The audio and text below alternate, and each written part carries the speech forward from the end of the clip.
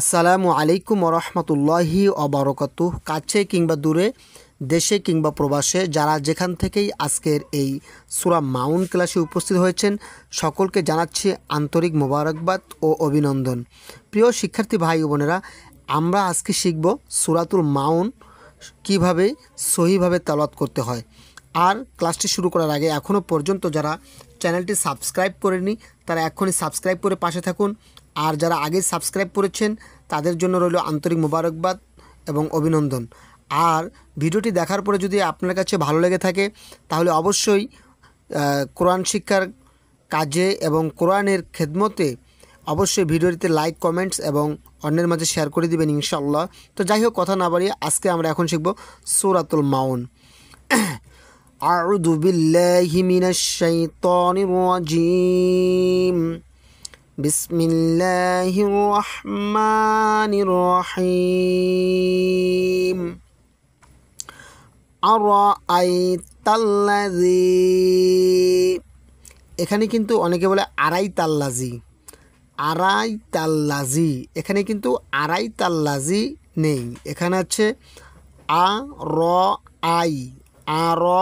I. আমার সাথে একটু ঠোঁট মিলিয়ে পড়ুন। আরাআইতাল্লাযী ইউকাযযিবু বিদ্দীন। এখানে একালিপ টান রয়েছে, এখানে আমরা একালিপ পরিমাণ টেনে পড়ব। আবার আরাআইতাল্লাযী ইউকাযযিবু বিদ্দীন। এখানে আমরা দম ফেলেছি, যার কারণে আমরা এখানে 3 আলিফ পরিমাণ টেনে পড়লাম। ঠিক আছে, এখানে মাদে আরদি হয়ে গেছে, অর্থাৎ আমরা দম ফেলেছি এই জন্য এখানে 3 আলিফ মাদে আরদি হয়ে গেছে। দি থেকে নুন পর্যন্ত 3 আলিফ পরিমাণ টেনে পড়তে হবে। তাহলে আরেকবার বলি, আরাআইতাল্লাযী ইউকাযযিবু বিদ্দীন।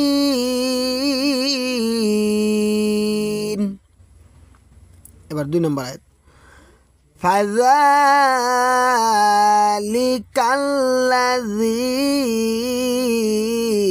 ইয়াদুউল ইয়াতীম। এখানে আমরা দম ফেলেছি, দম ফেললে এখানে 3 আলিফ পরিমাণে, যে ত্রিভুজের মাঝে এক দাগ যেখানে রয়েছে দম ফেললে 3 আলিফ, নইলে 1 আলিফ টেনে পড়তে হবে। সেখানে আমরা দম ফেলেছি, যার কারণে এখানে 3 আলিফ পরিমাণ টেনে পড়লাম। আবার আমার সাথে একটু ঠোঁট মিলিয়ে পড়ুন, অবশ্যই আল্লাহ তাআলা সহজ করে দেবেন এবং সুন্দরভাবে শিখতে পারবেন ইনশাআল্লাহ। ফাযালিকাল্লাযী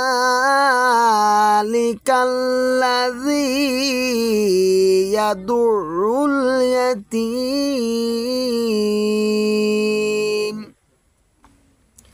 ওয়ালা ইয়াহুদ্দু আলা তুআমিল মিসকিন ফাওয়াইলুল লিল মুসাল্লিন। এখানে আবার একটু দেখে নিই, ফাওয়াইলুল লিল মুসাল্লিন। এখানে কিন্তু অনেকে বলে মুসাল্লিন, এখানে মুসাল্লিন বলা যাবে না। এখানে সদের উচ্চারণ সদ জবর স হয়, সদ ইস্তিলার হরফ, সদ জবর স বলতে হবে। কেউ যদি সা বলে তাহলে তার তেলাওয়াত ভুল। তাহলে আরেকবার দেখে নিন, ফাওয়াইলুল লিল মুসাল্লিন। এখানে হামজার উপর জবর দিয়ে পড়তে হবে। আল্লাযীনা হুম আন সালাতিহিম সাহুন।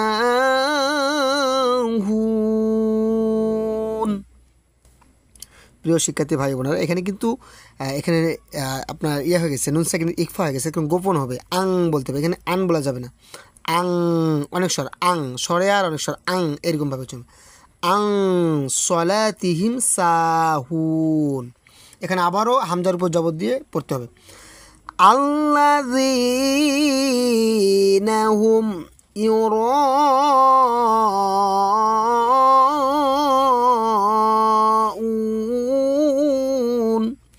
এখানে 4 দাগ রয়েছে, অর্থাৎ 4 আলিফ পরিমাণ এখানে টেনে পড়তে হবে। 4 দাগ যেখানে 4 আলিফ পরিমাণ টেনে পড়তে হবে সেখানে।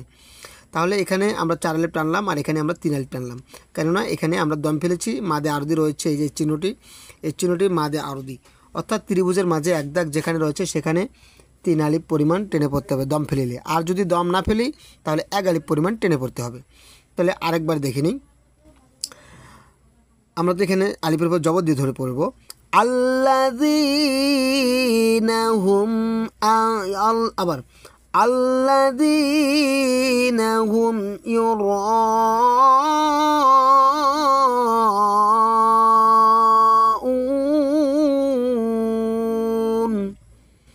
ওয়া ইয়ামনাউনাল মাউন। প্রিয় শিক্ষার্থী ভাই বোনেরা, আশা করি বুঝতে পেরেছেন, শিখতে পেরেছেন এবং ভিডিওটি দেখার পর এখন যদি আপনাদের কাছে ভালো লেগে থাকে তাহলে অবশ্যই দিন প্রচার এবং প্রসারের কাজে অবশ্যই ভিডিওটি অন্যের মাঝে শেয়ার করে দিবেন এবং চ্যানেলটি সাবস্ক্রাইব করে পাশে থাকবেন। আল্লাহ রাব্বুল আলামিন আমাদের সকলকেই আগামী ক্লাস পাওয়া পর্যন্ত আল্লাহ তাআলা আমাদের সকলকে ভালো রাখুক, সুস্থ রাখুক, নিরাপদে রাখুক। এই বলে আজকের ক্লাস এখানে সমাপ্তি ঘোষণা করছি। আসসালামু আলাইকুম ওয়া রাহমাতুল্লাহি ওয়া বারাকাতুহু।